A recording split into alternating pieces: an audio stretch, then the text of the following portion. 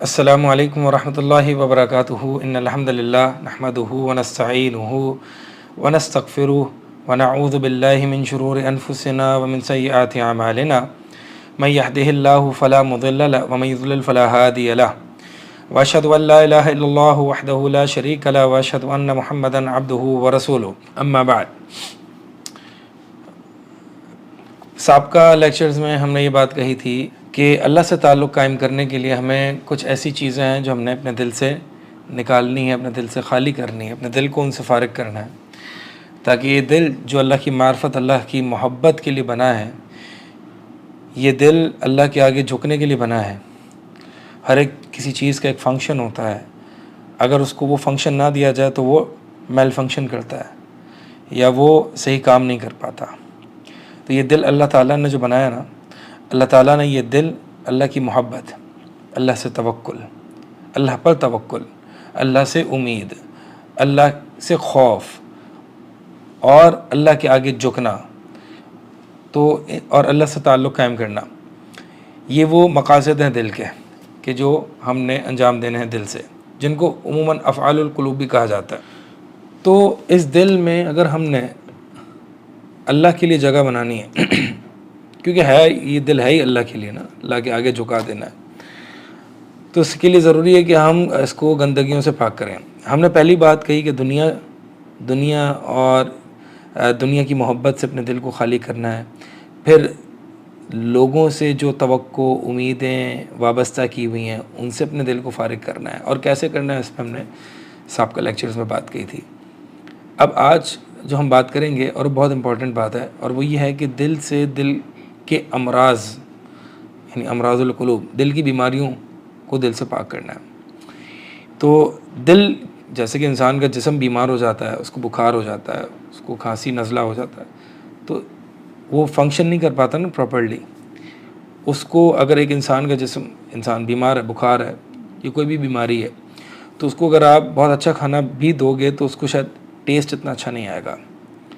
تو اسی طرح اللہ سے تعلق، اللہ سے لگاؤ، عبادت میں حلاوت، عبادت میں لذت، اللہ سے مناجات اور اللہ سے ایک محبت، اس کا ٹیسٹ نہیں آئے گا اور اس میں لذت نہیں آئے گی جب تک کہ ہم اپنے دل کو ان بیماریوں سے پاک نہ کر لیں۔ ان کو امراض القلوب سے عموماً تعبیر کیا جاتا ہے، اور یہ میں ایک ایک کر کے تفصیلاً تو میں شاید آپ کے سامنے نہ ذکر کروں، لیکن کچھ جو کہ موٹی موٹی بیماریاں ہیں وہ انشاءاللہ میں آپ کو اسی لیکچر میں ذکر کر دوں گا اشارتاً۔ ویسے تو یہ اپنے طور پر ہی بہت بڑے بڑے موضوعات ہیں۔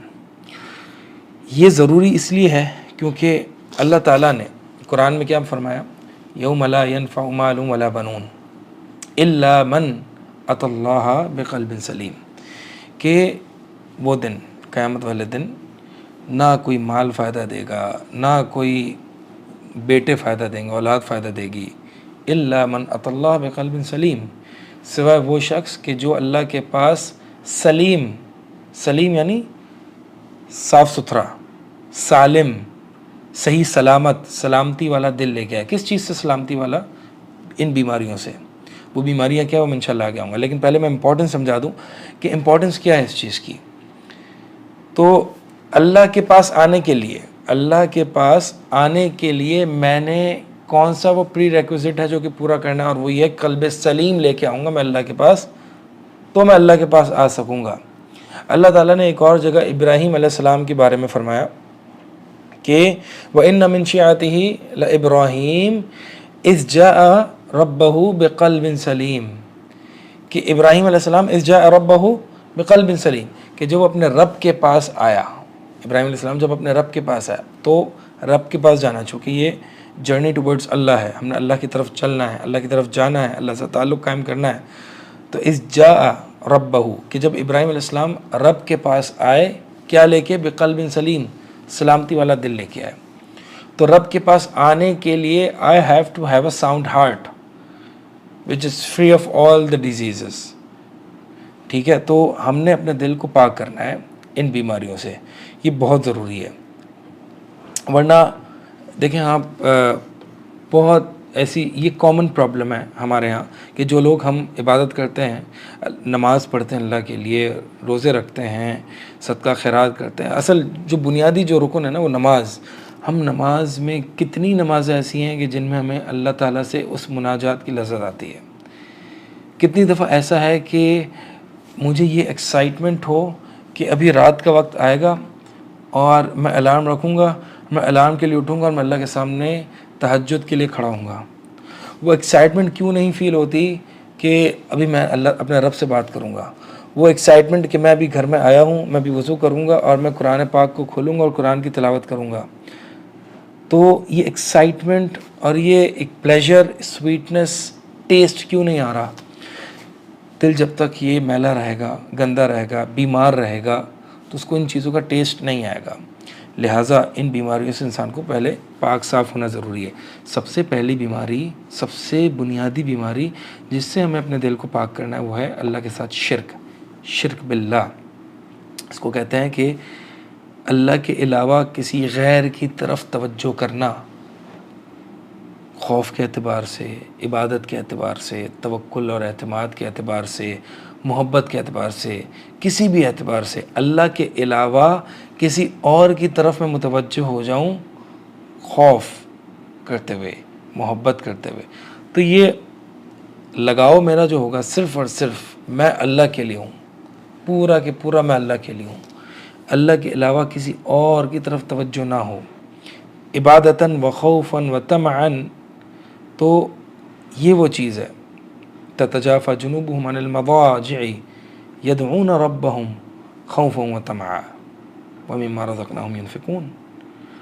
اللہ تعالیٰ نے قرآن میں فرمایا ان لوگوں کے بارے میں کہ ان کے پہلو بستروں سے الگ رہتے ہیں، ان کے پہلو بستروں سے الگ رہتے ہیں. کیوں؟ They're so excited about praying and standing in front of Allah, and they find pleasure and sweetness in this ibadah. يدعون ربهم خوفا وطمعا، وہ اپنے رب کو پکار رہے ہوتے ہیں. یعنی ان کا حال کیا ہوتا ہے؟ اللہ تعالیٰ ایک طریقے سے ایک سینیریو کریٹ کر کے یدعون ربهم فعل مضارع ہے، یعنی وہ what are they doing when they are away from their bed in the depths of the night? What are they doing? يدعون ربهم خوفا وطمعا، اپنے رب کو پکار رہے ہیں خوف اور امید لگاتے ہوئے. خوف بھی اسی سے ہے، امید بھی اسی سے ہے، لگاؤ بھی اسی سے ہے، دل بھی اسی کے ساتھ لگتا ہے. یہ وہ ہے. تو لہٰذا سب سے، اور یہ ہم نے ویسے لوگوں سے اپنے تعلقات کو کاٹ کے اللہ کی طرف تعلق کرنا، اس پہ ہم نے پچھلا پورا ایک لیکچر آپ کے سامنے پیش کیا تھا. تو شرک جو ہے نا، شرک چاہے 0.1% بھی اللہ تعالیٰ یہ شراکت پسند نہیں کرتا. اللہ کے ساتھ کبھی بھی کسی کو بھی شریک نہ ٹھہرائیں، کبھی بھی. اگر خوف ہے کسی چیز کا تو یہ بات جان لیں کہ امن دینے والی ذات اللہ کی ہے. بیماری کا خوف ہے، یہ بات جان لیں کہ بیماریاں اور شفا اللہ کے ہاتھ میں. روزی کا ڈر ہے، یہ بات جان لیں کہ اللہ رزاق ہے. لوگوں کا خوف ہے، یہ بات جان لیں کہ لوگوں کی پیشانی اللہ کے ہاتھ میں. تو جب تمام معاملات، ہر چیز اللہ کے ہاتھ میں ہے تو میں کسی غیر اللہ کی طرف التفات کیوں کروں؟ میں کسی غیر اللہ کی طرف توجہ کیوں کروں؟ لہٰذا کبھی بھی ایٹ اینی کاسٹ، جو بھی سرکمسٹانسز ہوں، جو بھی سچویشن ہو، کبھی اللہ کے ساتھ کسی کو شریک نہ کرنا. شرک سے مراد یہ ہے کہ عبادت میں شرک، یعنی غیر اللہ کو اللہ کے ساتھ، غیر اللہ کے نام پہ نظر و نیاز نہ کرنا. اب وہ چاہے جو جتنی بڑی ہستی ہو اللہ کے علاوہ تو ہے نا، چاہے وہ نبی علیہ السلام میں کیوں نہ ہو، آپ صلی اللہ علیہ وسلم کے نام پر نظر و نیاز نہیں کرنی، آپ صلی اللہ علیہ وسلم سے دعا نہیں کرنی، آپ صلی اللہ علیہ وسلم سے، آپ صلی اللہ علیہ وسلم ہماری بگڑیاں نہیں بنائیں گے. نبی علیہ السلام ہمیں اللہ کے ہاں کل کو قیامت والے دن نبی علیہ السلام ہماری شفاعت بھی نہیں کر سکتے اللہ کی اجازت کے بغیر. آپ صلی اللہ علیہ وسلم اللہ کی اجازت کے بغیر ہمیں جہنم سے نہیں بچا سکتے. اللہ کے نبی صلی اللہ علیہ وسلم اپنی بیٹی فاطمہ، ان کی اپنی بیٹی جو ان کی گوشت کا ٹکڑا، گوشت قطعۃ اللحم، گوشت کا ٹکڑا ان کا، اپنی بیٹی سے فرمایا کرتے تھے فاطمہ بیٹی دنیا میں جو چاہیے مجھ سے مانگ لو، کل کو اللہ کے دربار میں کوئی کام نہ آؤں گا، کل کو اللہ کے دربار میں کوئی کام نہ آؤں گا۔ اور یہی بات نبی صلی اللہ علیہ وسلم نے اپنی پھپھی اور قریبی رشتہ داروں کے بارے میں بات کہی کہ آج میرا قریبی رشتہ دار ہے تو یہ نہ سمجھنا کہ تمہاری مجھ سے رشتہ داری کل کو قیامت والے دن اللہ کے دربار میں کوئی کام آئے گی۔ اللہ کے دربار میں کسی کو نہیں بچا سکوں گا۔ اللہ نے جس کو پکڑ لیا تو میں کسی کو نہیں بچا سکوں گا۔ نبی علیہ الصلوۃ والسلام کے اپنے چچا ابو طالب، اللہ کے نبی علیہ الصلوۃ والسلام کو ڈیفینڈ بھی کیا پوری زندگی۔ آپ صلی اللہ علیہ وسلم کے ساتھ انہوں نے بائیکاٹ کے 3 سال بھی گزارے، مسلمان نہیں ہوئے، کفر کی موت پہ مرے۔ آپ صلی اللہ علیہ وسلم کی بہت چاہت تھی کہ چچا کسی طریقے سے ایمان لے آئیں۔ آپ صلی اللہ علیہ وسلم کی مرض الموت میں، ابو طالب کی مرض الموت، کہتے ہیں کہ چچا لا الہ الا اللہ میرے کان میں کہہ دو، کل کو اس کلمے کے ساتھ آپ کی سفارش کروں گا اللہ کے یہاں۔ کلمہ نہیں پڑھا، اللہ کے نبی علیہ الصلوۃ والسلام کو شدید غم ہوا۔ اللہ تعالیٰ نے آیت اتاری، انک لا تہدی من احببت، اے نبی علیہ الصلوۃ والسلام آپ اس شخص کو ہدایت نہیں دے سکتے جسے آپ پسند کریں، جس سے آپ محبت کریں، ہدایت دینے والی ذات اللہ کی ہے۔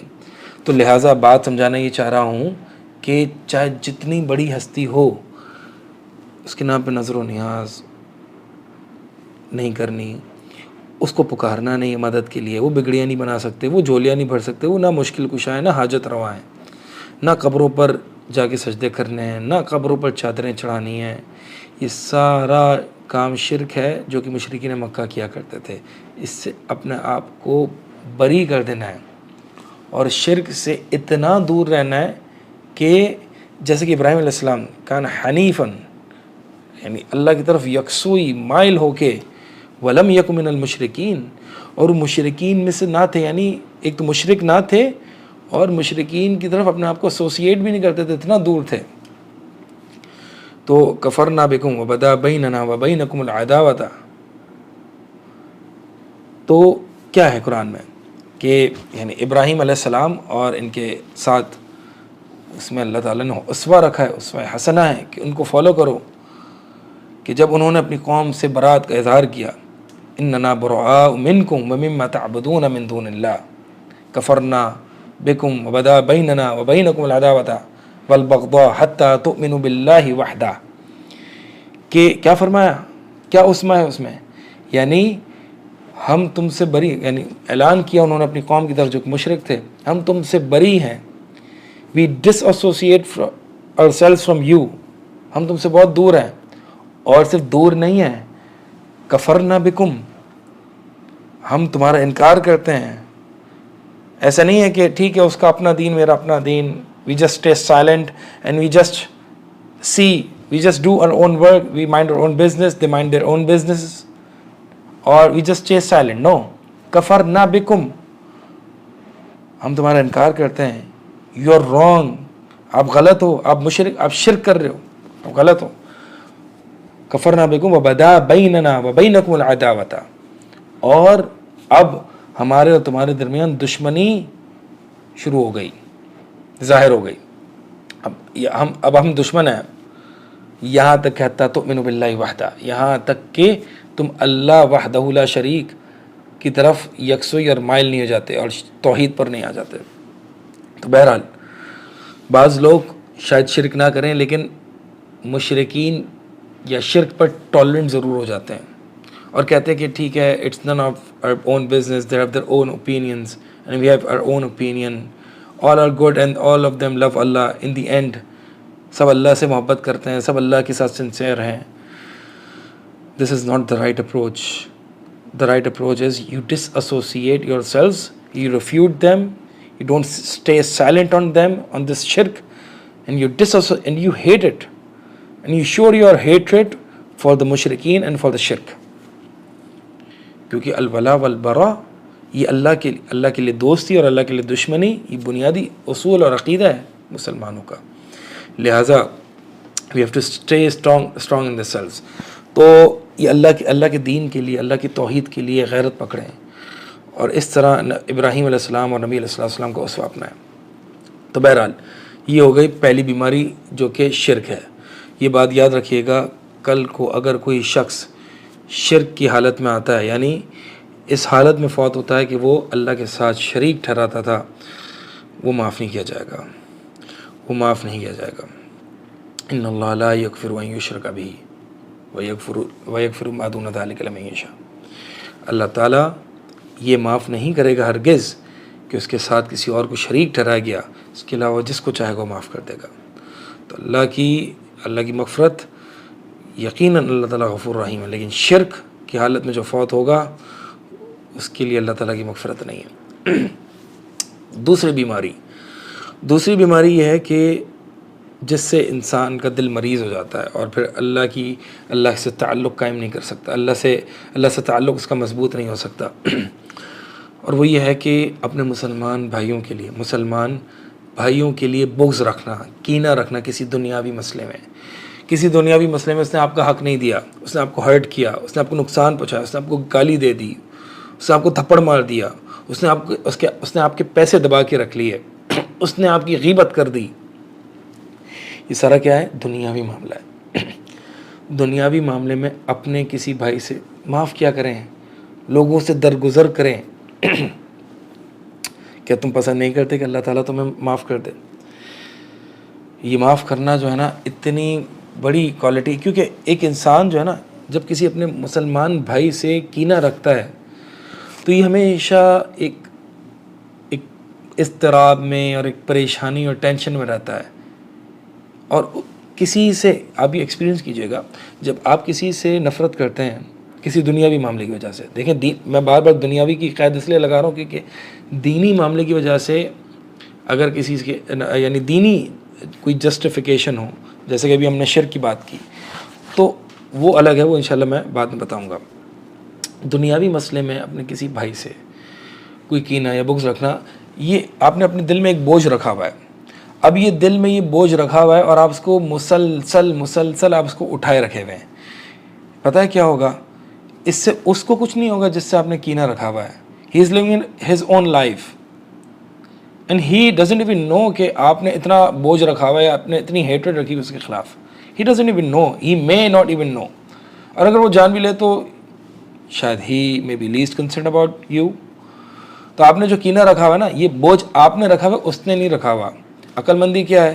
عقل مندی تو یہ ہے نا کہ یہ بوجھ ایک تو اس نے مجھے ہرٹ کیا، اس نے مجھے نقصان پہنچایا، اس نے مجھے تکلیف دی، اور پھر ایک تو اس نے مجھے تکلیف دی اور پھر دوسری تکلیف میں اپنے آپ کو دے رہا ہوں کہ میں اس سے نفرت کر کے اس کا بوجھ واپس سے میں اٹھا رہا ہوں۔ اب میں ڈبل بوجھ اٹھا رہا ہوں، ایک تو اس نے مجھے تکلیف دی اور ایک میں اپنے آپ کو تکلیف دے کے یہ کینہ میں نے اپنے آپ میں رکھا ہوا ہے۔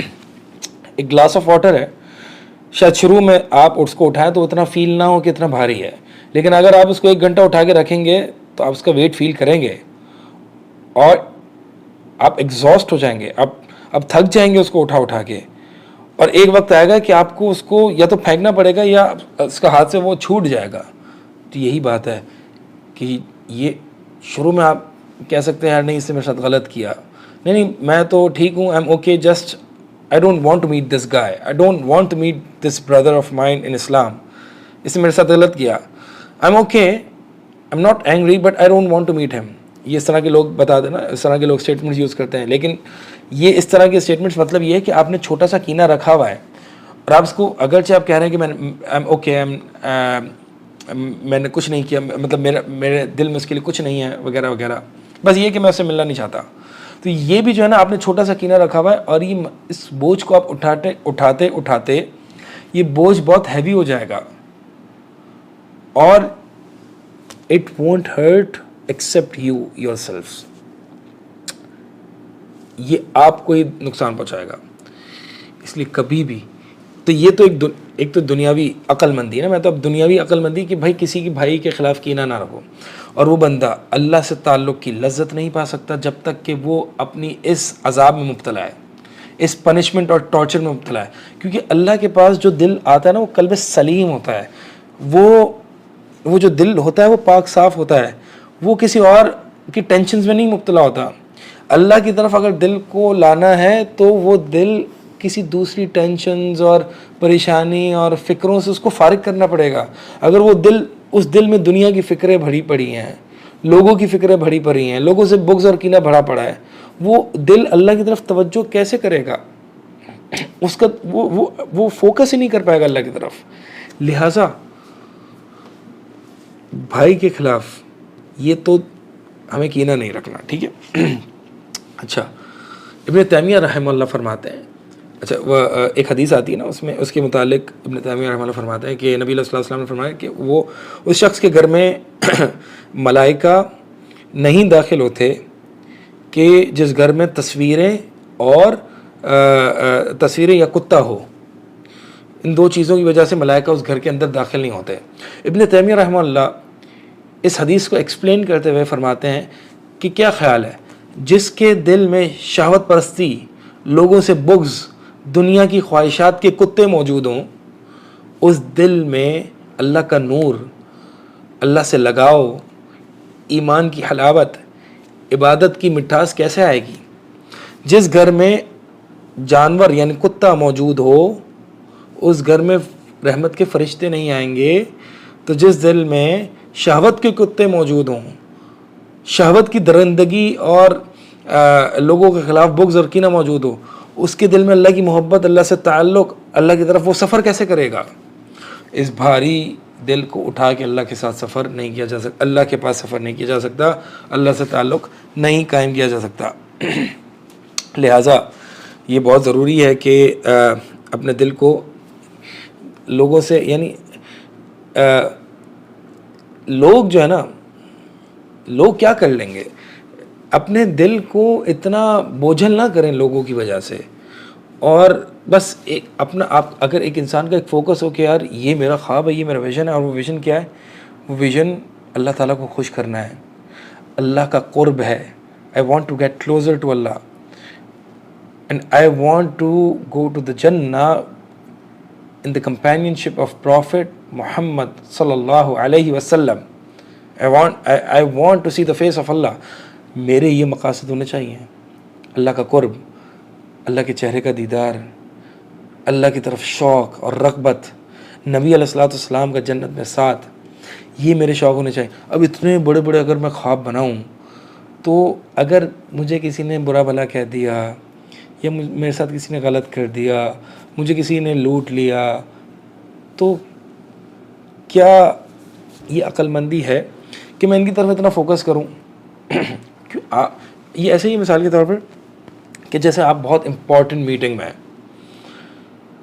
بہت امپورٹنٹ میٹنگ میں, اور آپ کے ارد گرد بچے جو ہیں وہ کھیل رہے ہیں اور ایک بیک گراؤنڈ نوائز کریٹ کر رہے ہیں, شور کر رہے ہیں تھوڑا سا, اور آپ ہیڈ فونز لے کے جو ہے وہ, یعنی you list concern about what is going around you, اور آپ میٹنگ میں فوکس ہیں کیونکہ بہت بڑی میٹنگ ہے.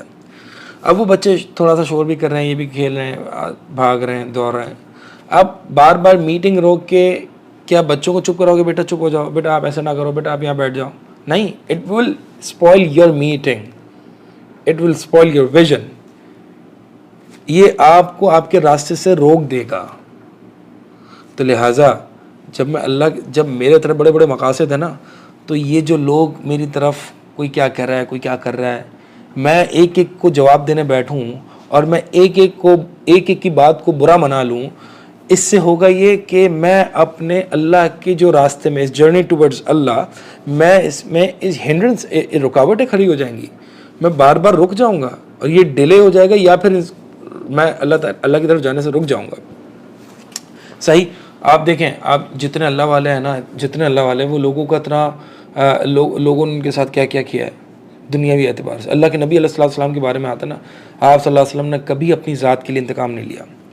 آپ صلی اللہ علیہ وسلم نے کبھی اپنی ذات کے لیے انتقام نہیں لیا, اپنی ذات کے لیے, یعنی کسی نے نبی علیہ الصلوۃ والسلام کو پرسنل لیول پر ہرٹ کیا یا نقصان پہنچایا, کبھی آپ صلی اللہ علیہ وسلم نے اپنی ذات کے لیے انتقام نہیں لیا. ہاں, جہاں پہ اللہ کی حدود کو پامال کیا گیا تو پھر وہاں پر نبی صلی اللہ علیہ وسلم نے انتقام لیا ہے, کیونکہ اب بات اللہ کی حدود, یہ ڈیڈ لائن ہوتی ہے. تو وہی بتایا کہ دینی کوئی جسٹیفیکیشن ہے, وہ مسئلہ نہیں ہے. یعنی اس بنیاد پر اہل البدع کے ساتھ بائیکاٹ کرنا ہوتا ہے, اور اسی طرح یعنی کفار کے ساتھ جنگ لڑنی ہوتی ہے وغیرہ وغیرہ. لیکن دنیاوی مسئلے میں نبی علیہ السلام, یوسف علیہ السلام, مطلب look at a story, just ponder over it. Yusuf अलैहिस्सलाम छोटे से थे, भाइयों ने क्या, अपने भाइयों ने किया, अपने भाइयों सब ने मिलकर प्लॉट किया, यूसुफ अलैहिस्सलाम को कुएं में डाल दिया। और फिर यूसुफ अलैहिस्सलाम को इस वजह से कितनी परेशानियाँ, उनको मार्केट में बेचा गया, उनको अजीज़ मिस्र के घर पे जो हुआ सो हुआ, फिर उनको जेल में जाना पड़ा और इतना सब कुछ हुआ। आखिर में क्या हुआ, भाई आए, पहचान लिया, यूसुफ अलैहिस्सलाम से एहसान की का मुतालबा किया। क्या फरमाया यूसुफ अलैहिस्सलाम ने, ला तसरीब अलैकुमुल यौम, आज तुम पर कोई मलामत नहीं, अल्लाह ताला तुम्हें माफ़ करे। तो किस लेवल का यूसुफ अलैहिस्सलाम का अल्लाह के साथ ताल्लुक़ था कि भाइयों ने इतना सब कुछ कर दिया। यानी आज तो हम देखें ना अपने सगे भाइयों से, अपने सगे भाई से किस तरीके से झगड़ है। वो मुसलमान है यार, वो अल्लाह पर ईमान लाया हुआ है, मेरा उससे ईमानी मोहब्बत का तकाजा ये है कि मैं उसकी जो बुराइयां हैं उसको नज़रअंदाज कर दूं, क्योंकि मेरा जो उसका ईमानी रिश्ता है ना उस पर आँच नहीं आनी चाहिए। मैं अगर अपने दीनी भाई मेरा अल्लाह पर ईमान है, उसका मुसलमान है, तौहीद पर है, तो एक तो है मेरा उससे अल्लाह के लिए रिश्ता कायम है, और एक है इससे दुनिया वाला रिश्ता कायम। अब वो दुनिया का रिश्ता अगर मुझसे ख़राब कर देता है तो क्या ये अक्लमंदी है कि जो मैंने अल्लाह के लिए उससे रिश्ता कायम किया था वो मैं ख़राब कर दूं? नहीं ना, क्योंकि अल्लाह के लिए जो मैंने रिश्ता कायम किया था उससे, वो सबसे बढ़कर है, वो सबसे बढ़कर है। अगर आपने किसी दुनियावी मामले की वजह से, किसी दुनियावी तकलीफ़ की वजह से जो आपको अपने भाई की तरफ से मिली है, उसकी वजह से आपने उससे ईमानी रिश्ता तोड़ दिया और अपने भाई का बायकॉट कर दिया, तो ये दलील है कि आपके नज़दीक दुनिया की ज़्यादा अहमियत है, दुनिया की ज़्यादा वैल्यू है बनस्बत ईमान के। इसीलिए नबी सल्लल्लाहु अलैहि वसल्लम ने इस चीज़ को जायज़ नहीं करार दिया, 3 दिन से ऊपर कोई अपने भाई से नाराज़ रहे। ला यजूज़, जायज़ नहीं है कि कोई अपने मुसलमान भाई से, तो फिर सगे भाइयों में आपस में देखें आज साल गुजर जाते हैं, एक दूसरे से बातचीत नहीं है। क्यों? वो कोई कारोबार में मसला आ गया था, कोई बस उसने मुझे इतनी वैल्यू नहीं दी, उसने मुझे हर्ट किया था, वगैरह वगैरह, छोटी बातों पर। यार दुनिया की नहीं, अल्लाह की कदर कर लें, क्योंकि आपका उससे सबसे पहला रिश्ता ईमान का है, नस्ब नामे का बाद में, ईमान का रिश्ता है पहले। तो ईमान के रिश्ते की कदरदानी करें और अल्लाह के लिए ये सब करें। तो यूसुफ अलैहिस्सलाम ने क्या, ला तसरीब अलैकुम, कोई मलावत। नबी अलैहिस्सलाम ने फ़तह मक्का पर वो दुश्मन, वो कुफ़ार मक्का के जिन्होंने आप सल्लल्लाहु अलैहि वसल्लम को लम्हा कोई ऐसी अपॉर्चुनिटी नहीं छोड़ी कि आप सल्लल्लाहु अलैहि वसल्लम को तकलीफ़ ना पहुँचाई हो, जंगें लड़ी, जिहाद किया, आप सल्लल्लाहु अलैहि वसल्लम के कई सहाबा को शहीद किया, आप सल्लल्लाहु अलैहि वसल्लम ने सबको माफ़ कर दिया फ़तह मक्का वाले दिन। क्योंकि जो मेरे साथ, जो मुझे तकलीफ़ पहुँचाई थी, उस पर कोई मसला नहीं है। हाँ, अल्लाह के दीन की बात नहीं होनी चाहिए। अल्लाह के दीन पर अगर तुमने कुछ किया तो फिर वो रेड लाइन है।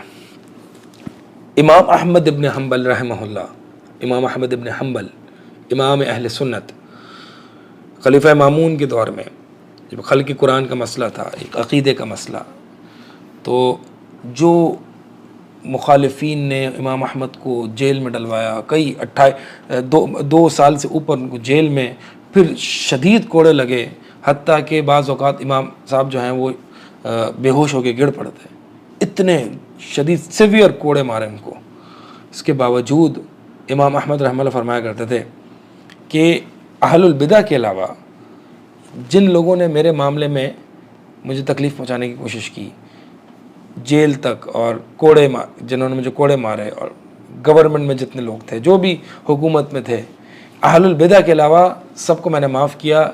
मेरा उनसे कोई मतलब, मेरे दिल में उनके लिए कोई बुग़्ज़ और कीना नहीं है। सुबहान अल्लाह, सुबहान अल्लाह। आप देख रहे हैं इमाम अहमद रहमतुल्लाह। और फिर पूछते हैं और फिर कहते हैं कि मुझे क्या मिलेगा अगर मेरे अपने मुसलमान भाई को मेरी वजह से अज़ाब अल्लाह ताला दे। कल को मेरे मुसलमान भाई को मेरी वजह से अज़ाब मिले, मुझे इससे क्या मिलेगा? तो मैं क्यों उसको माफ़ ना करूं? और फिर आगे फरमाते हैं कि फ़मन अफ़ा واصلح فاجرہ علی اللہ، جو معاف کر دے اور اصلاح کرے تو اس کا اجر اللہ پر ہے.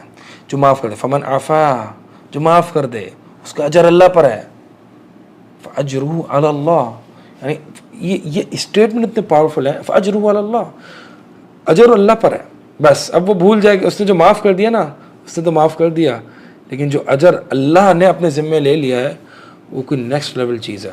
کل کو امام احمد رحمہ اللہ فرماتے ہیں آگے اپنی بات کو کنٹینیو کرتے ہوئے کہ کل کو جب یہ اعلان ہوگا، پکارا جائے گا کہ کہاں ہیں وہ لوگ کہ جنہوں نے کہاں ہیں وہ لوگ کہ جن پر اللہ کا اجر واقع ہوا ہے. یعنی وہ لوگ کھڑے ہو جائیں کہ جن پر اللہ کا اجر ہے، یعنی جن کے ذمے جنہیں اللہ تعالیٰ نے اجر دینا ہے. کہاں ہیں وہ لوگ کھڑے ہو جائیں کہ اللہ کے ذمے ہے جن کا اجر دینا، اللہ پر ہے ان کا اجر دینا. کہاں ہیں وہ لوگ کھڑے ہو جائیں؟ تو فلا یقوم الا من عفا، امام احمد فرماتے ہیں تو اس پکار پر نہیں کھڑا ہوگا مگر وہ جس نے اپنے بھائیوں کو معاف کیا ہوگا، جس نے اپنے بھائیوں کو معاف کیا ہوگا. بہت بڑا اجر ہے اس کا. لوگوں کو معاف کرنا سیکھیں. آپ ذرا اس مثال کو دیکھیں نا، اگر آپ کو کسی نے مارا، آپ کو تکلیف پہنچائی، آپ اپنے مسلمان بھائی کو آگ میں جلتا ہوا دیکھ کے آپ کو کیا خوشی ہوگی؟ یعنی آپ کی وجہ سے وہ کل کو جہنم میں جا سکتا ہے نا. تو لوگوں کو معاف کرنا سیکھیں بہرحال.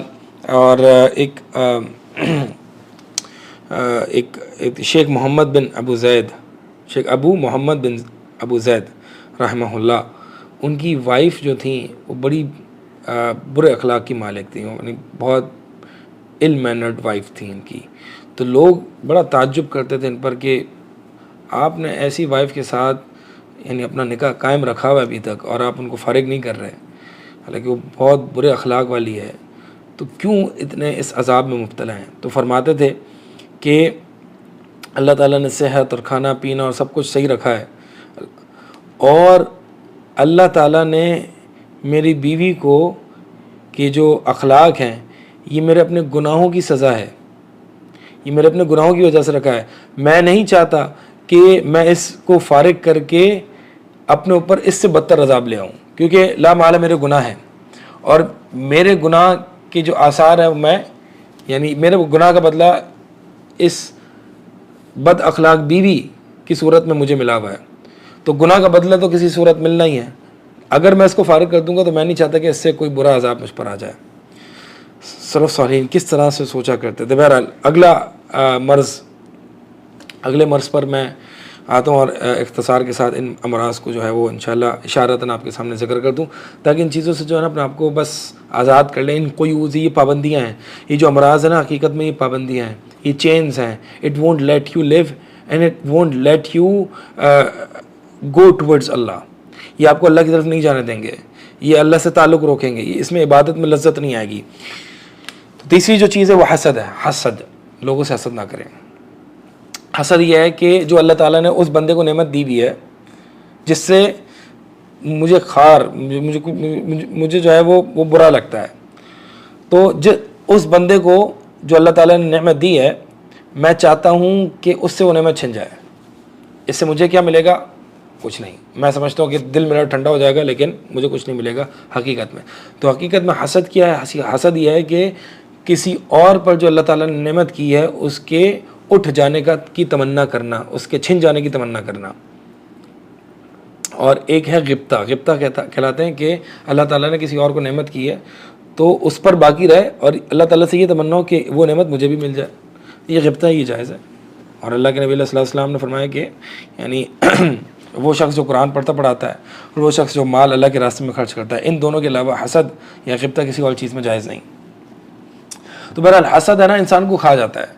یہی ہے کہ بغض اور کینہ اور پھر حسد، یہ انسان کے دل کو کھا جاتا ہے. یہ بوجھ ہے فضول کا، اور اس سے جو ہے نا اللہ کی تقدیر پر عدم رضامندی کی ایک دلیل ہے. کہ اگر آپ یہ سمجھتے ہیں کہ یار اس بندے کو کیوں ملا، اس کا مطلب یہ ہے کہ آپ اللہ کے فیصلوں میں انٹرفیئر کر رہے ہیں کہ اس بندے کو نہیں ملنا چاہیے تھا، وہ ڈیزرو نہیں کرتا تھا اور اسے اللہ تعالیٰ نے دے دیا. آپ کون ہوتے ہیں؟ انتم اعلم ام اللہ، آپ زیادہ جانتے ہیں، اللہ تعالیٰ زیادہ جانتا ہے. لہٰذا حسد کرنا چھوڑیں اور اپنی فکر کریں اور اپنے بارے میں سوچیں دوسروں کو کیا مل رہا ہے دوسرے کتنا کما رہے ہیں وہ چھوڑ دیں, ان چیزوں سے آزاد ہو جائیں, واللہ اپنی زندگی میں بہت سکون پائیں گے. چوتھا جو مرض ہے وہ یہ ہے شح, شدید بخل, یعنی وہ شدید حرص کے لوگوں کے پاس جو پیسہ ہے نا وہ بس میرے جیب میں آ جائے, اس کو لوگوں کو نہ ملے. اور پھر بخل یہ ہے کہ جو میرے پاس آ گیا اب میں اس کو اپنی جیب سے نکالوں نہ. تو یعنی شدید قسم کا جو بخل ہے نا, وَمَن يُوقَ شُحَّ نَفْسِهِ فَأُولَٰئِكَ هُمُ الْمُفْلِحُونَ, اللہ تعالیٰ نے قرآن میں فرمایا کہ جو شح, اس شدید بخل سے بچا لیا گیا تو یہ مفلح, اللہ تعالیٰ نے اس کو کامیاب کہا ہے. کامیاب یعنی اس کا مطلب یہ ہے کہ جس کے اندر اس بخل کی بیماری ہے وہ کامیاب نہیں ہے, وہ کامیاب نہیں ہے. یہ بخل جو ہے نا انسان کو کہیں کا نہیں چھوڑتا. لہٰذا بخل کا جو ضد ہے وہ ایثار, جذبہ ایثار, دوسروں کو اپنے آپ پر ترجیح دینا, دوسروں کو اپنے آپ پر ترجیح دینا سیکھیں. ادنا سی ایگزامپل پتہ ہے آپ کو کیا ہے کہ ہمارے اندر جذبہ ایثار سوچ بھی نہیں آتی, فوت ہو چکا ہے. فَإِنَّ لِلَّهِ وَإِنَّ إِلَيْهِ رَاجِعُونَ وَاللَّهُ الْمُسْتَعَانُ.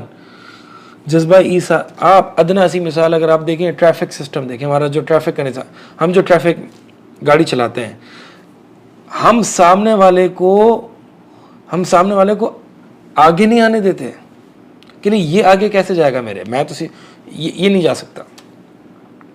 ہم راستہ نہیں دیتے, کیا ہوگا, تھوڑا سا لیٹ ہو جائے گا, تھوڑا سا چند سیکنڈ آپ پیچھے رہ جائیں گے, نہیں یہ نہیں جانا چاہیے. جیسے بچے نہیں کھیل رہے ہوتے ہیں, بچے کھیل رہے ہوتے ہیں کہ نہیں یہ آگے نہیں بڑھنا چاہیے, تو یہ ہم بھی بڑے, آپ دیکھیں ٹریفک کچھ اسی طرح ہے, خاص طور پر ہم کراچی اور پاکستان میں. تو بہت ایک عجیب کہ بھائی یہ بندہ آگے نہیں جانا چاہیے, بھائی جذبہ اظہار, یار کوئی مسئلہ نہیں چلا جائے, کوئی مسئلہ نہیں چلا جائے. کوئی گاڑی ریورس کر رہا ہے اس کو, بندے کو ریورس نہیں کرنا دیں گے, پیچھے سے بائکس آ رہی ہیں, دوسری گاڑیاں آ رہی ہیں, وہ بھائی اس تھوڑی دیر صبر کر لو یار, اتنا تو یہ ایثار نہیں ہے, یہ اس کا حق ہے کہ یار اس کو بیچارے کو پیچھے آنا ہے, یہ اس کا حق ہے, اس کا حق تو دے دو کم از کم. ایثار تو یہ ہوتا ہے کہ اس کا حق نہیں, حق آپ کا ہے لیکن میں نے اپنے بھائی کو دے دیا. وَيُؤْثِرُونَ عَلَىٰ أَنفُسِهِمْ وَلَوْ كَانَ بِهِمْ خَصَاصَةٌ. اس کی بہترین مثال دیکھنی ہے تو آپ مہاجرین اور انصار میں جو اخوت نبی علیہ السلام نے قائم کی, بہترین مثال ملتی ہے. کیا جذبہ ایثار تھا, اس کی کئی مثالیں ملتی ہیں. تو بہرحال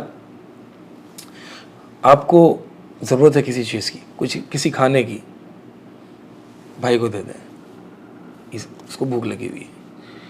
لوگوں کو آگے کرنا سیکھیں, لوگوں کو اپنے آپ پر پریفر کرنا سیکھیں. واللہ ثم واللہ, اب دیکھیے گا کہ کس طریقے سے آپ کی زندگی میں سکون آتا ہے اور کس طریقے سے آپ کا دل مطمئن اور سکون رہتا ہے.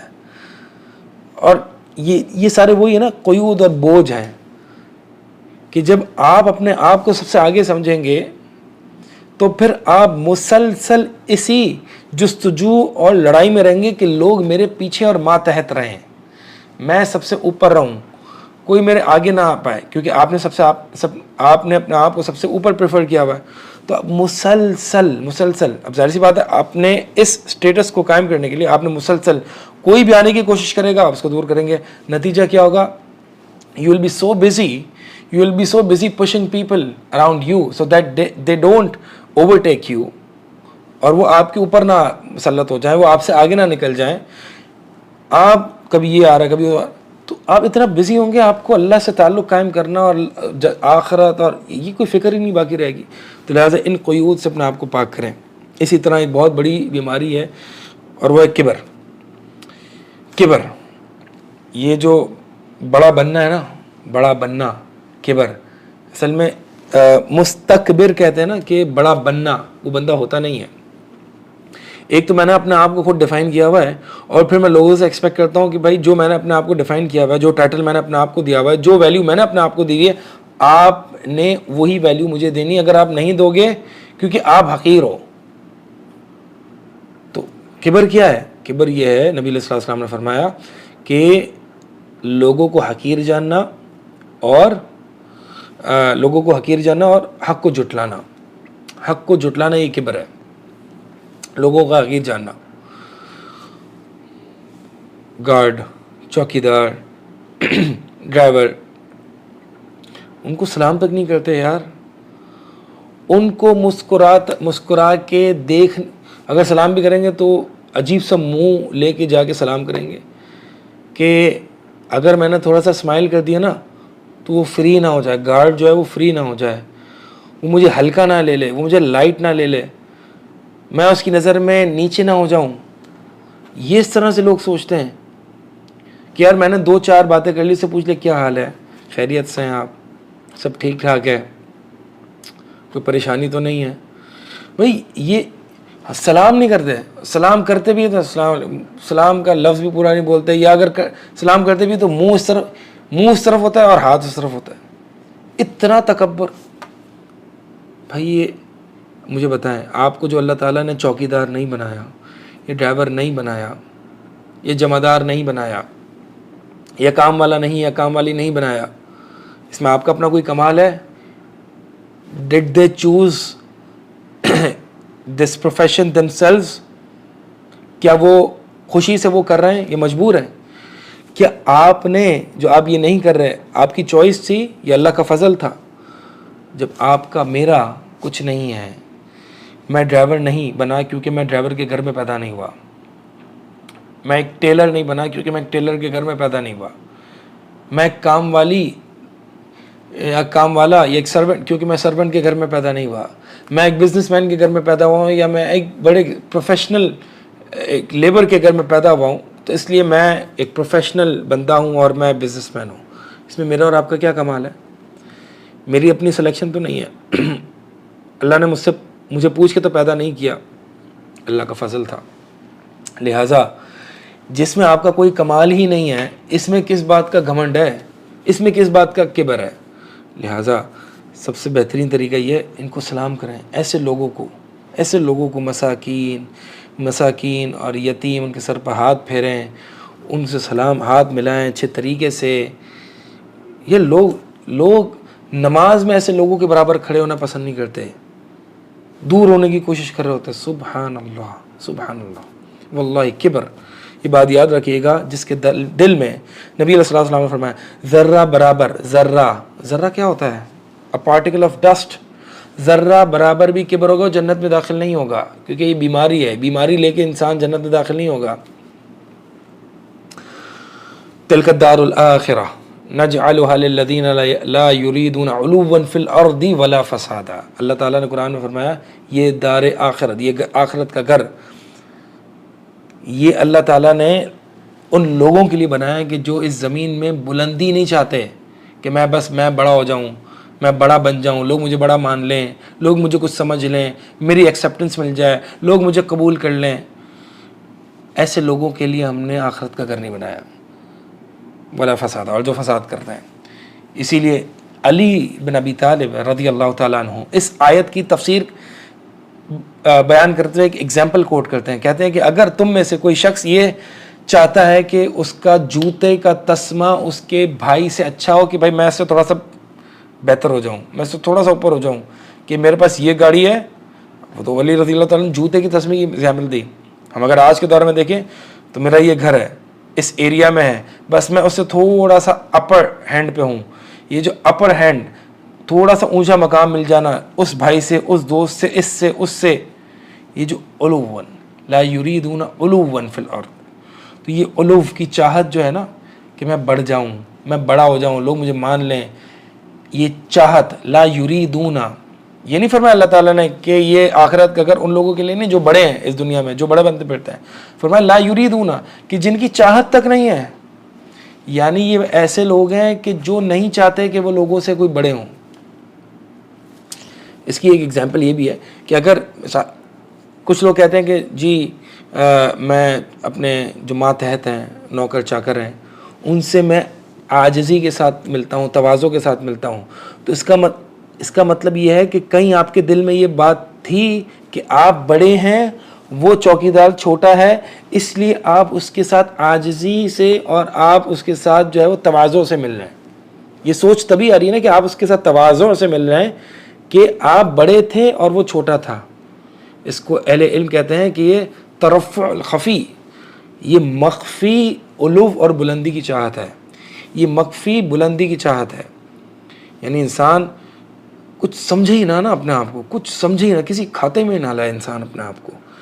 کہ مثال کے طور پر ایک چوکی دار ہے یا ایک دکان کا پیون ہے یا آفس کا پیون ہے جو اس کو روز چائے سرو کرتا ہے، تو اگر میں یہ سوچ کے بھی اس کے ساتھ سلام اچھے سے مل رہا ہوں کہ بھائی تواضع، ان لوگوں کے ساتھ تواضع اختیار کرنا چاہیے، تو اس کا مطلب کہیں نہ کہیں میرے اندر assumption موجود ہے کہ آئی ایم بیٹر دین ہم، I am bigger than him, so I need to humble myself. I need to humble myself.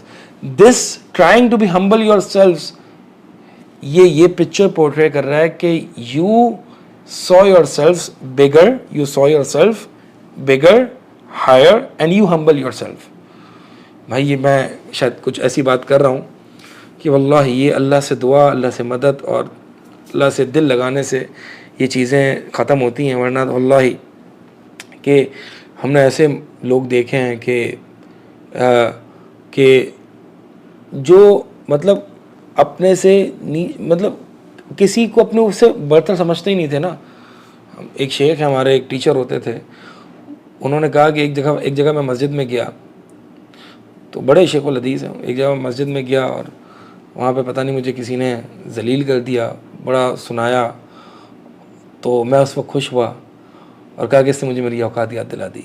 اللہ اکبر، اللہ اکبر. آپ دیکھیں ذرا یہ، اور سلف کے بھی کئی واقعات موجود ہیں کہ آپ کو جو برا کہتے ہیں آپ کی عزت نہ جاگ اٹھے کہ یار اس نے میری اوقات یاد دلا دی، کوئی مسئلہ نہیں، اس نے میری اوقات یاد دلا دی. تو واللہ مطلب لوگ جو آپ کو برا بلا کہے نا، ٹھیک ہے اس نے مجھے میری اوقات یاد دلا دی، میں اپنے آپ کو کچھ سمجھوں گا نہیں تو پھر میری یہ فکر پیدا ہوگی. بہرحال یہ کچھ بیماریاں ہیں، اللہ تعالیٰ سے دعا ہے کہ اللہ تعالیٰ ہمارے ان امراض کو ہمارے دلوں سے پاک کر دے. یقیناً اللہ تعالیٰ سے دعا بہت ضروری ہے اپنے دل کو پاک کرنے کے لیے، اور پھر کوشش کریں، ٹرین کریں، مجاہدہ کریں، اسٹرگل کریں. اللہ تعالیٰ جو شخص اسٹرگل کرتا ہے اللہ کے راستے میں، اللہ تعالیٰ اس کو اپنی راہوں کی طرف، راستوں کی طرف ہدایت دیتے ہیں. اللہ تعالیٰ سے دعا ہے اللہ تعالیٰ ہمارے ان بیماریوں کو ہم سے دور کر دے اور شفا عطا فرمائے ان دینی، ان قلبی امراض سے. اقول قولی ھذا استغفر اللہ لی ولکم.